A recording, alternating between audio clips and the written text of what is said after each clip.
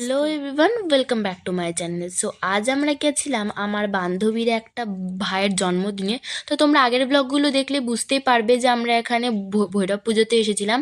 আর আজ এবার ভাইয়ের জন্মদিনটা যেহেতু ছিল শীতে, তাই সকালবেলা করেই করেছিল, মানে দুপুরবেলাতে। তাই এসেই দেখছি ভাই আশীর্বাদে বসে গেছে। দেন আমরা অনেকক্ষণ পর খেতে বসেছিলাম।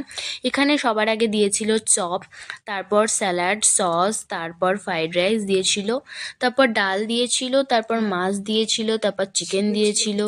এবং আমার এত খাবার খেতে খেতে আমার পেট ভরে গেছিলো, কিন্তু তারপর দিয়েছিল রসমালাই, আর ওটা আমার সব থেকে ফেভারিট খাবার। সো আমি না নিয়ে থাকতে পারি?